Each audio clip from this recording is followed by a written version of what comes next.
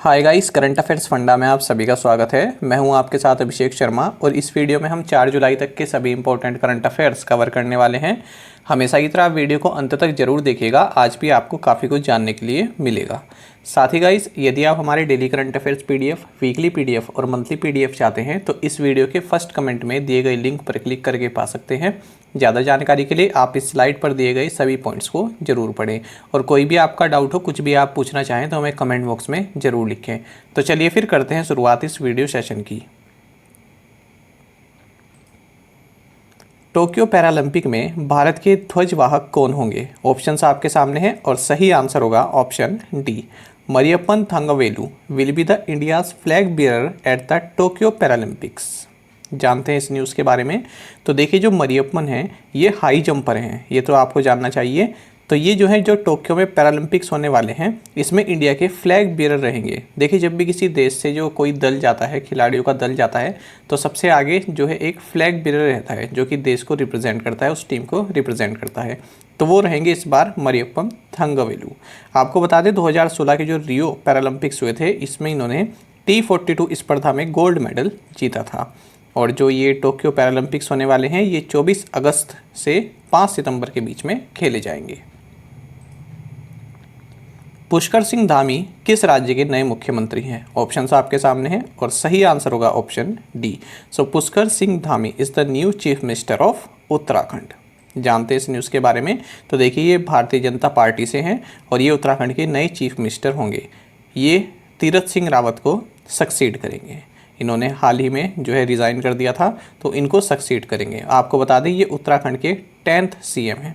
उत्तराखंड जिसकी स्थापना 9 नवंबर साल 2000 में हुई थी, 21 साल में अब तक 10 चीफ मिनिस्टर यहाँ पर बन चुके हैं। जबकि यहाँ पर जो भुवन चंद्र खंडूरी हैं और हरीश रावत हैं, ये तो 2-3 बार बन चुके हैं। तो इस तरह से यहाँ पर चलता रहता है, ये सीएम बदलते रहते हैं। केवल नारायण दत्त तिवारी इकलौते ऐसे सीएम यहाँ पर रहे हैं जिन्होंने 5 साल पूरे किए हैं।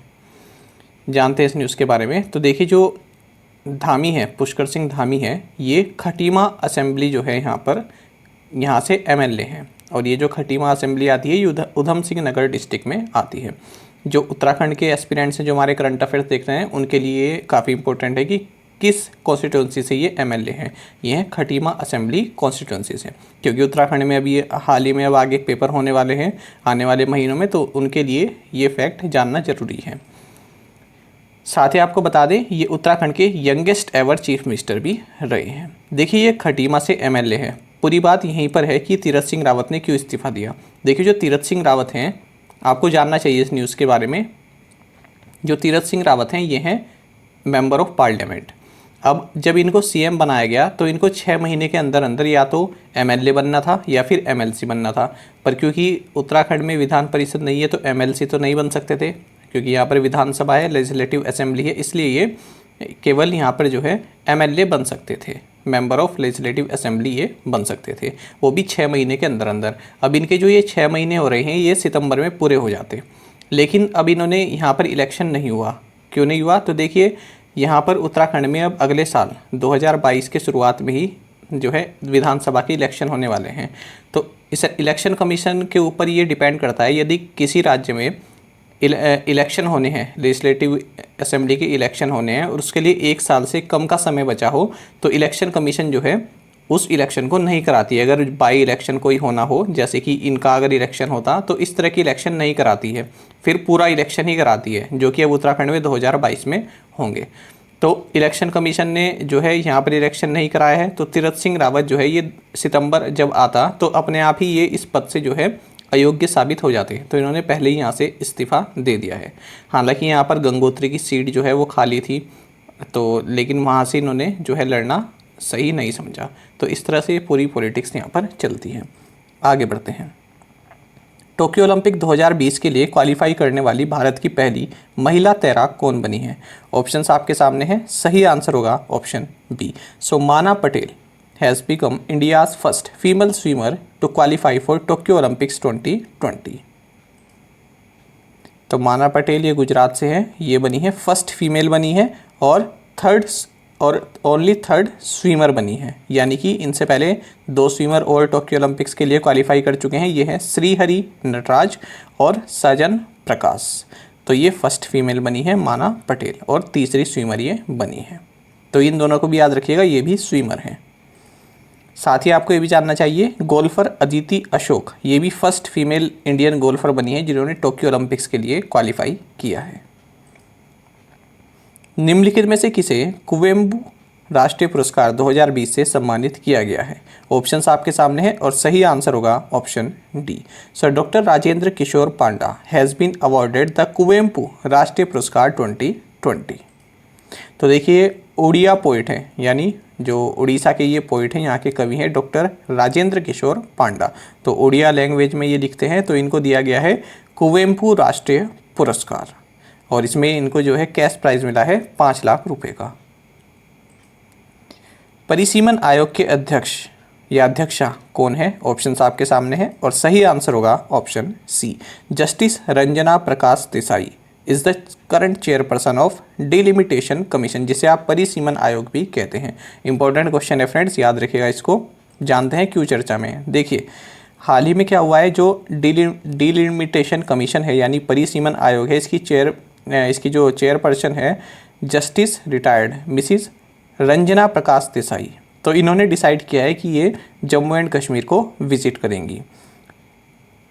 तो विज़िट करेंगे जम्मू एंड कश्मीर को, क्यों करेंगी ये अभी हम जानेंगे, क्योंकि यहाँ पर डिलिमिटेशन प्रोसेस होना है इसके लिए। क्योंकि जो Jammu and Kashmir reorganisation act 2019 है, इसके तहत कहा गया है कि जम्मू एंड कश्मीर में जो है डिलिमिटेशन हम कराएंगे।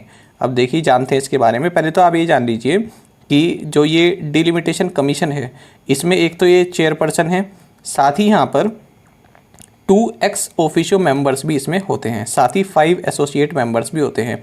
अब ये 2 एक्स ऑफिशियो मेंबर्स कौन से हैं? एक तो चीफ इलेक्शन कमिश्नर है जो कि सुशील चंद्र हैं, और दूसरे हैं जो जम्मू एंड कश्मीर के स्टेट इलेक्शन कमिश्नर हैं के शर्मा। देखिए फिर से आ गया एक्स ऑफिशियो। मैंने आपको बताया था एक्स ऑफिशियो का मतलब क्या है, यानी कि ये पर्सन सुशील चंद्र और के शर्मा इसलिए इस डिलिमिटेशन कमीशन के मेंबर हैं क्योंकि ये इस पद पर हैं और इस पद पर जो भी व्यक्ति होगा वो इसका मेंबर होगा, तो इसलिए इन्हें बोला जाता है ex officio member.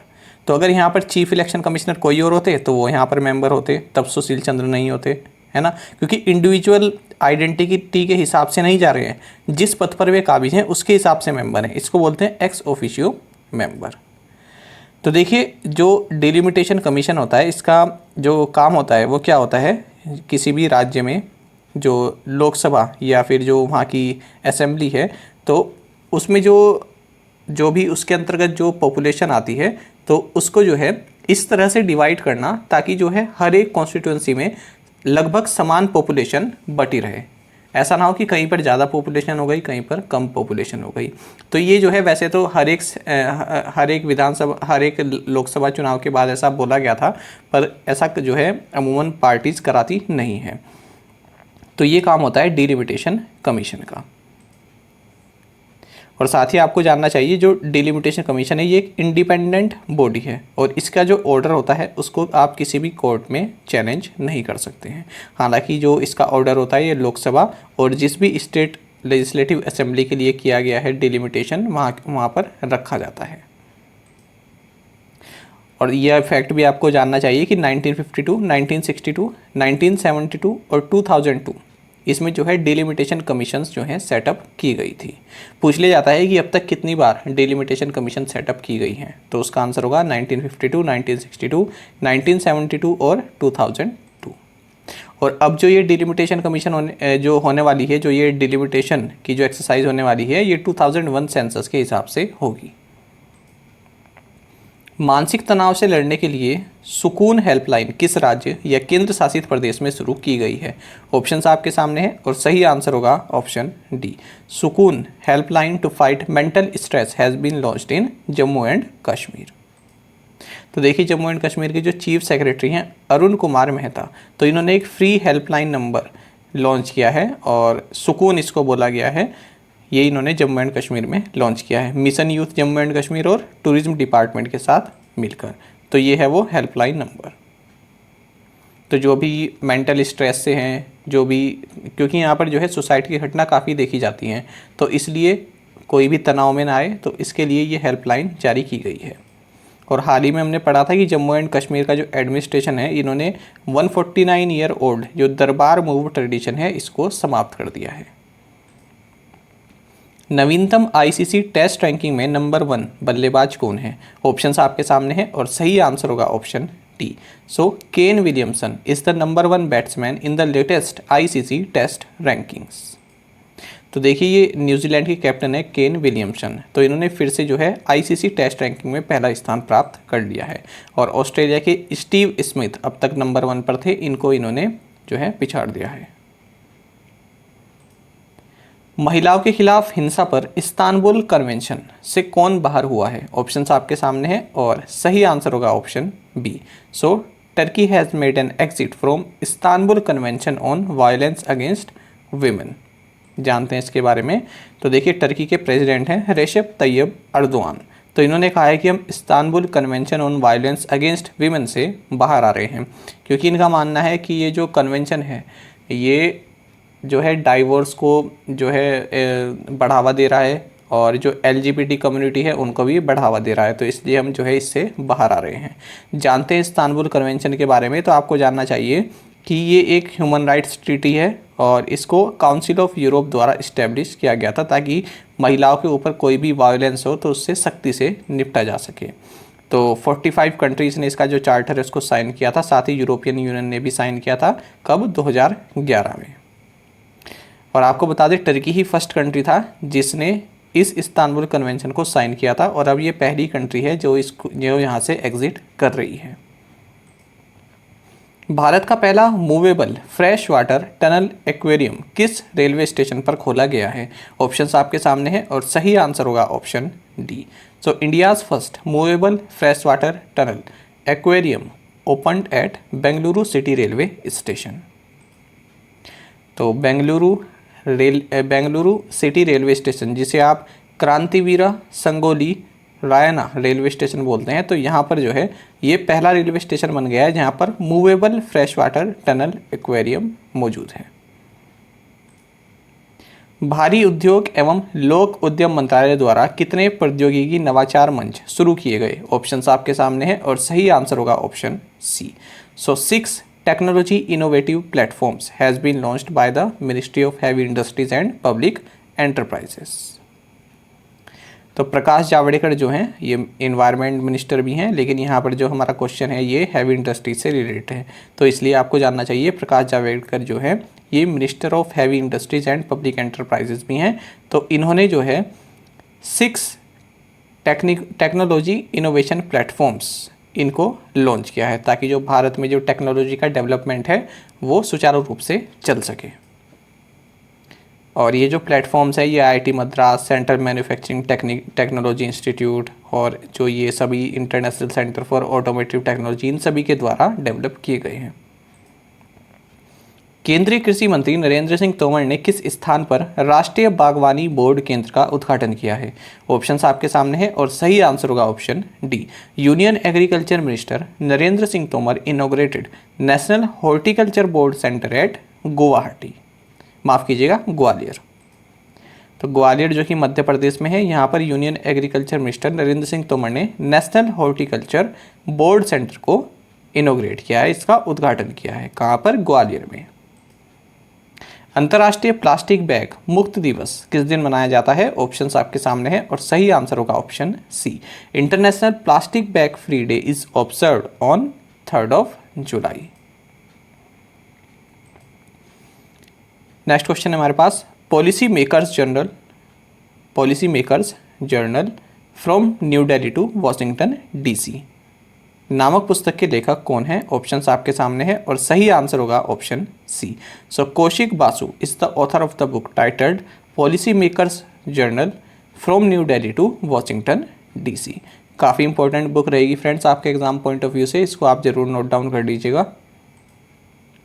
Mobile world congress 2021 का आयोजन किस शहर में किया गया? ऑप्शंस आपके सामने हैं और सही आंसर होगा option D. The mobile world congress 2021 was organised in Barcelona यानी कि जो स्पेन में है, ठीक है, स्पेन में है बार्सिलोना, तो यहाँ पर इसको लॉन्च किया गया है। मोबाइल वर्ल्ड कांग्रेस 2021, तो वर्ल्ड का बिगेस्ट मोबाइल इवेंट इसको कहा जाता है। इसको हाइब्रिड फॉर्मेट में लॉन्च किया गया। हाइब्रिड फॉर्मेट का मतलब होता है कि ऑनलाइन भी और जो फिजिकल गैदरिंग भी यहाँ पर अलाउड थी, यानी कुछ लोग जो है यहाँ पर फिजिकली भी मौजूद रहे और कुछ लोगों ने जो है ऑनलाइन इसमें पार्टिसिपेट किया, तो उसको बोलते हैं हाइब्रिड फॉर्मेट। अब देख लेते हैं प्रीवियस असाइनमेंट क्वेश्चंस के answer. What is the capital and currency of Chile? So capital is Santiago and currency is Chilean peso. Aditi Ashok is associated with which sport? Answer is golf. What is the new deadline to link PAN with Aadhaar? Answer is September 30th, 2021.